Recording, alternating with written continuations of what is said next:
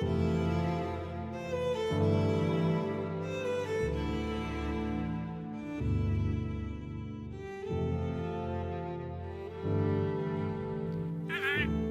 you're looking for a long-range explorer, the brochures say this is the ship for you.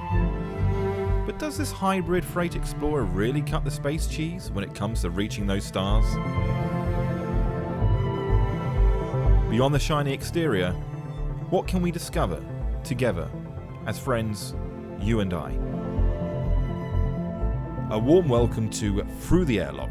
I'm Executive Officer Nivius of the Mercenarius Primus organisation. Now here's a look at the onboard practicalities of the MISC Freelancer. Let's start at the back.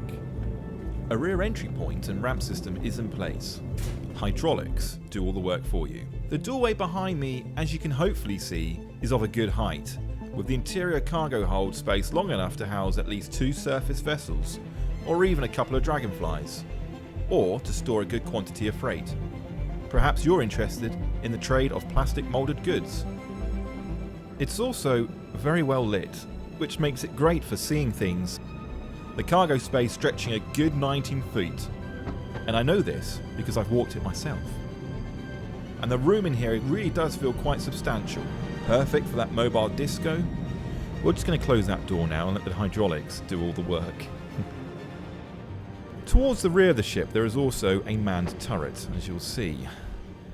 A very comfy seat drops down, you take the seat and up you go to that turret position.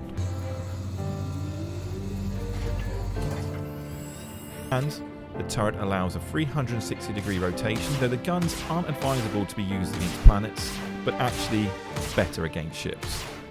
Now here's that step count I was telling you about. Just ignore that bang there, and that's 19. And on we go to our next room now, the airlock, which at first may seem like a bit of a waste of space, but there is a magical feature to this room, and there's that view. Would you look at that? It's a wonderful, wonderful view. In fact, I can stand here for some time just staring at them. What else you can do with this room is probably store other items. As you can see, there's enough space here to put some crates down, or even to store those plastic. Moving to the next room now, the sleeping quarters, and here we have the in-flight entertainment system, and on the opposite side is our entry door and ladder system. As you can see, as we drop the ladder, it literally is in space a stairway to heaven or to the void, the dark, cold void.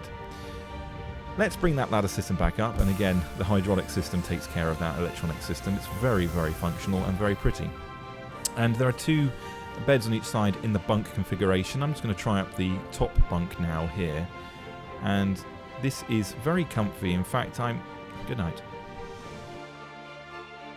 So a quick overview of the sleeping quarters, and you'll see there are a bunk bed on each side, which then leads into the airlock space. And the ship is actually quite long. In fact, let me just show you. 1, 2, 3, 4, 5, 6, 7, 8, 9, 10, 11, 12, 13, 14, 15, 16, 17, 18, 19, 20, 21, 22, 23, 25, 26, 27, 28, 29, 30, 31, 32, 33, 34, 35, and cut. So into now the flight deck. One of the things you'll instantly notice from the pilot view here is the size of the dashboard and that almost panoramic visual interface there, which does make you feel like you're flying something actually rather larger than it actually is.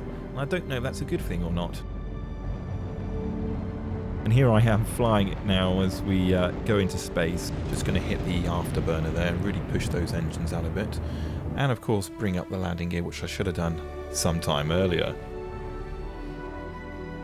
So to the sides of the vessel, you'll notice these turrets, providing quite some firepower, frontal firepower there.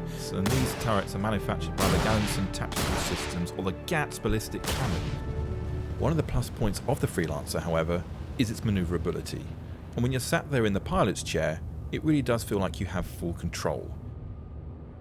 And this makes the ship a worthy option for deep space exploration. In summary then, the Freelancer suits small team operators. It has some firepower, good capacity, good manoeuvrability, and looks like a Delux Sausage. So that concludes our walk around of the Misk Freelancer. This is the standard edition, and I have to say I've grown quite fond of it. So I'll leave you now, and it appears I'm leaving the ship quite unplanned, and I'm not